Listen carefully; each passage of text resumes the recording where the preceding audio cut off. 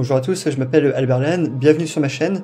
Aujourd'hui je vais vous montrer une petite vidéo sur comment configurer un compte Stripe. Stripe c'est quoi? C'est l'une des meilleures solutions qui existent actuellement pour encaisser en ligne des clients et notamment pour des abonnements du service et avec des liens de paiement. Donc c'est une solution assez polyvalente. Alors première étape c'est de créer un compte Stripe. Alors pour ce faire il vous faut une entreprise, un SIRET aura à faire. Une fois que le compte Stripe est créé, voilà à quoi ressemble l'interface. Bon, j'ai déjà fait des tests d'abonnement. Voilà, j'ai déjà eu un ou deux clients qui ont payé dessus. Première chose à faire, quand vous avez un nouveau compte Stripe, c'est configurer les pages légales avec les informations de votre société, votre adresse, ce que vous faites, voilà, de mettre un maximum d'informations. Pour ce faire, c'est assez simple, c'est dans les paramètres. Et là, vous avez entreprise. Là, c'est vraiment important de mettre l'entreprise et un maximum d'informations pour éviter tout blocage. Bon, dans mon cas de figure, moi, c'est déjà été renseigné, j'ai mis les pages des politiques légales, aussi tout ce qui est information sur l'entreprise qui a été complété. Par rapport au compte bancaire qui est relié, je vous recommande vraiment de mettre en place un compte bancaire qui est de la même devise que le service que vous proposez, en fait. Là, par exemple, ici, je propose des services en dollars canadiens, donc j'ai mis en place un compte bancaire en dollars canadiens aussi pour éviter les frais de change. Parce que sinon, Stripe facture en plus des frais de change. Autre chose importante, c'est les informations sur la marque. Alors ça, c'est quelque chose que j'ai pas encore mis en place. Voilà, je vais mettre le logo de mon entreprise, très bien. Pour les couleurs de la marque, c'est simple, je vais plutôt mettre une couleur vive, un clair comme ça, très bien. Et la couleur d'accentuation, je vais mettre le vert, tiens, voilà, très bien. Le vert, ça donne envie de cliquer.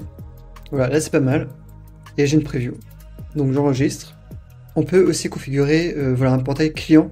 Et au niveau des factures, voilà, on a une preview des factures qu'on peut envoyer. On peut aussi mettre en place un domaine personnalisé. Alors ça va coûter normalement un abonnement en plus, voilà, 10$ par mois.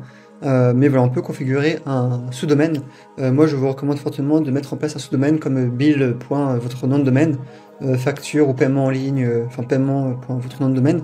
C'est pas mal. Alors maintenant, je vais vous montrer comment créer un lien de paiement pour que les clients puissent payer en ligne via un lien de paiement, soit en one shot ou soit via un abonnement. Alors pour ce faire, c'est assez simple. Premièrement, il faut aller dans la partie produits, la catalogue de produits. Vous pouvez aussi écrire à ce niveau-là catalogue de produits. Voilà, on a même l'option créer un produit. Je vais créer un produit. Je vais l'appeler gestion pub Google Ads sur un mois. Très bien. Je peux mettre une description de mon service. Je peux mettre une image. C'est ce que je vous conseille fortement de mettre une illustration. Ici, je peux définir si c'est un paiement qui est récurrent ou ponctuel. Très important. Là, je vais donc créer un paiement récurrent d'une valeur de 300$ canadiens, pour l'exemple. Je vais aussi mettre en place une image. Je vais aussi mettre une petite description pour l'exemple, quantité 1 récurrent. Ok.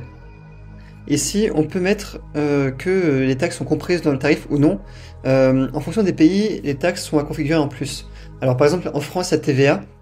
Il va falloir donc la définir, renseigner la partie TVA et automatiquement Stripe va nous proposer cette option. Par exemple ici pour la taxe TPS, c'est aussi pareil que la TVA, c'est compris normalement dedans. Alors par exemple pour la France, pour la TVA, il y a quelque chose à configurer pour la prendre en compte. Sinon par défaut Stripe ne va pas prendre en compte la TVA, ne va pas la facturer au client. Donc voilà, soit vous dites que la TVA est comprise dans votre prix, ou alors soit vous lui indiquez que non, la TVA n'est pas comprise dans le prix de ce package. Moi ici au Québec, j'ai dû configurer la taxe locale qui est l'équivalent de la TVA qui s'appelle la TPS TVQ.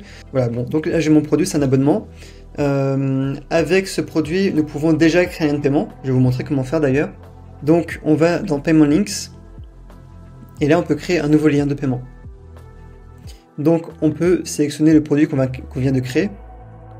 Et ici, on a une preview. Voilà, on peut créer le lien pour voir à quoi ça ressemble. Point important, pour voir si on a bien la TVA ou voilà, les taxes qui sont prises en compte. C'est assez simple. Il faut mettre une adresse qui est dans la zone, en fait, pour déclencher la taxe. Par exemple, si actuellement je mets l'adresse que j'ai en France, il ne va pas me proposer la TPS TVQ parce que je suis en France.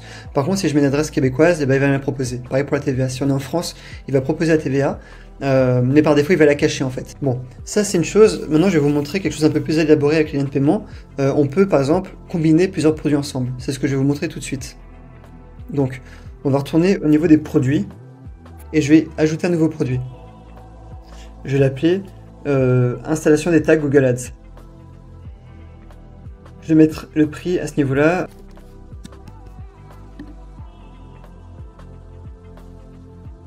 Alors donc voilà, mon nouveau produit est créé. Maintenant je vais refaire un nouveau lien de paiement. Là je vais mettre donc la gestion publicitaire, très bien. Je vais rajouter un second produit qui est les tags. Et là je vais créer un lien de paiement. Et là je vais le copier et je vais voir un peu à quoi ça ressemble. Donc voilà, on a bien la gestion mensuelle qui est facturée tous les mois. Et on a bien l'installation des tags Google Ads.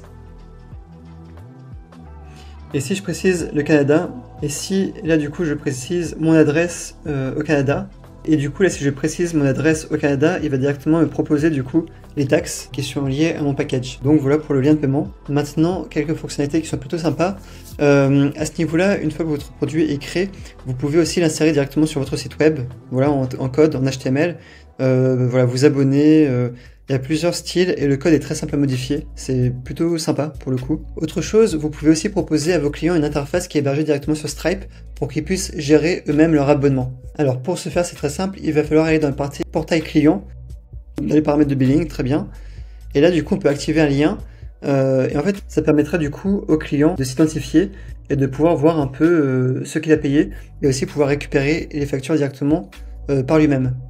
Voilà à peu près à quoi ça ressemble. Donc le client va mettre son mail email qu'il a utilisé pour faire le paiement et il pourra accéder à la partie abonnement et il pourra gérer l'abonnement lui-même. On a pas mal d'options assez intéressantes à ce niveau-là. Voilà, permettre au client de voir l'historique de facturation, ce qui est très bien. Voilà, adresse de livraison, on a pas mal d'informations. On peut aussi proposer de pouvoir mettre à jour manuellement son moyen de paiement lui-même, ce qui peut être très bien. On peut aussi permettre au client d'annuler les abonnements ou non. Moi par exemple je vais désactiver le fait que le client puisse annuler l'abonnement parce qu'il est engagé sur une période fixe. Ou permettre aussi au client voilà, de changer l'offre, de modifier la quantité du produit, modifier l'information sur la partie paiement. On a bien les pages légales ici, très bien. On a bien le domaine qu'on peut personnaliser. Donc voilà, on peut vraiment avoir un sous-domaine sur votre site web avec un portail de paiement à l'effigie et aux couleurs de votre entreprise et de permettre voilà, au client de vraiment gérer son abonnement. Avec l'option billing, on peut faire pas mal de choses. On peut aussi mettre en place des automatisations. Moi par exemple, ce que je fais, c'est que si le client voilà, il y a un problème au niveau du paiement, et bien il va recevoir une relance pour effectuer le paiement. Voilà, gérer les échecs de paiement, voilà, calendrier de relance, c'est un truc que j'ai configuré. Et aussi voilà, envoyer des mails quand la carte bancaire est refusée. Et j'envoie du coup automatiquement un lien qui est hébergé sur Stripe pour qui s'occupe du paiement. Pour finir cette vidéo, je vais vous montrer un peu les différentes options sur les abonnements. Alors premièrement, à ce niveau-là, ici voilà, ça c'est un abonnement qui est actif d'un client que j'ai. Quand on va sur la partie abonnement, on a pas mal d'options. On peut mettre à jour l'abonnement. On peut suspendre voilà, le recouvrement des factures. On peut envoyer un lien au client pour qu'il puisse mettre à jour sa carte bancaire. Au niveau de mettre à jour l'abonnement, j'ai pas mal d'options qui apparaissent. Et du coup, je peux modifier, rajouter des produits. Par contre, il y aura une validation à faire. On peut aussi définir une date de fin de l'abonnement. Et on peut aussi envoyer du coup un mail manuellement pour qu'il fasse un paiement manuel. Alors par rapport aux alternatives qui existent de Stripe, il y a pas mal d'alternatives qui existent, qui est notamment moins cher. Il y en a vraiment beaucoup. Alors pour ceux qui me connaissent un peu, j'ai eu l'occasion de travailler avec des très gros e-commerçants qui font plusieurs millions par mois de chiffre d'affaires. Et en fait, c'est un peu le même constat partout. C'est qu'en fait, avec Stripe, ils ont des niveaux d'autorisation très élevés avec les banques. Et du coup, on a un taux de paiement décliné très faible avec le Stripe. Bien plus faible que chez d'autres concurrents qui ont beau être moins chers. Donc personnellement, voilà, j'ai plusieurs fois essayé de me passer de Stripe parce qu'ils ont quand même des frais assez élevés sur les transactions. Mais dans la finalité, c'est quand même une solution qui marche très très bien, qui est très viable et on a un taux de paiement accepté hyper élevé. Donc voilà. Autre chose par rapport à Stripe, il y a peut-être des gens qui vont vous approcher pour acheter votre compte Stripe. Surtout n'acceptez pas, même si c'est un compte qui est inactif. Stripe c'est très sensible, il faut vraiment être très sérieux avec ça. Moi il y a beaucoup de monde qui me demande tout le temps pour acheter mes comptes Stripe et en fait c'est une arnaque en fait. Les gens ils peuvent avoir accès à votre compte Stripe et ils peuvent en fait refacturer des clients anciens et c'est quelque chose qui vous coûte de l'argent en fait. Donc vraiment si on vous demande de si vous pouvez vendre votre compte Stripe, même si on vous propose 2, 3, 5, 10 000 euros, 20 000 euros, il faut absolument refuser. Enfin, par rapport au litige sur Stripe, voilà, c'est possible que des clients bloquent leur carte bancaire et que ça pose des problèmes au niveau de Stripe. Pour ce faire, c'est assez simple. Moi, ce que je fais personnellement, c'est que je contacte le client. Dans tous les cas, il y a un devis, un contrat et une facture qui engage le client. Donc, si jamais il y a un problème ou un litige avec les clients, il y a une entreprise de recouvrement dans mon cas de figure qui prend le relève. Donc, souvent, le client, il peut faire un signalement sur Stripe, mais assez vite, il va quand même payer. Mais voilà, si vous avez des litiges sur Stripe, c'est vraiment important d'y répondre et d'être traité le plus rapidement possible. Si vous souhaitez d'autres vidéos dans ce genre, n'hésitez pas à vous abonner. Et si vous avez des idées de vidéos ou de sujets, n'hésitez pas à commenter. Et je me ferai un plaisir à répondre à tous vos commentaires. Merci et à très vite.